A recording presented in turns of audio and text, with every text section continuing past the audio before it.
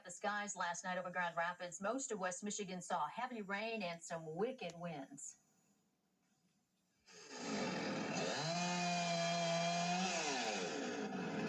Those winds made quite a mess in Portage.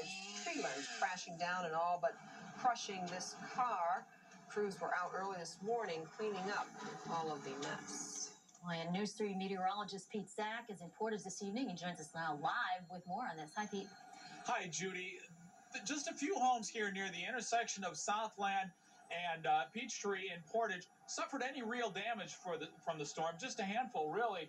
But you can see one of the houses behind me here, a tree sticking out of the roof. So you could say that these folks were kind of unlucky as the storm came on through.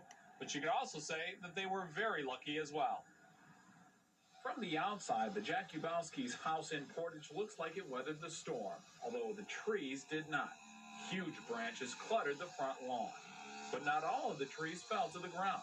One fell through the roof and into the bedroom of Ryan and Nathan Jakubowski, where they were asleep in their bunk beds. By the time I got my boys out of here, we had been hit on the head with some roofing, and when I got them downstairs, they were covered in insulation. Just down the street, the same scene was being played out at the home of Thomas and Melissa Leach. All of a sudden, we heard a really strong wind come up, really loud, really fast, and we grabbed our children and started to run down the stairs. And then we heard everything crash into our house as we were going down to the basement, and it was gone as quickly as it had started. It is likely straight-line winds from a microburst that created this damage. Most of the trees fell in one direction, and damage was confined to a small area.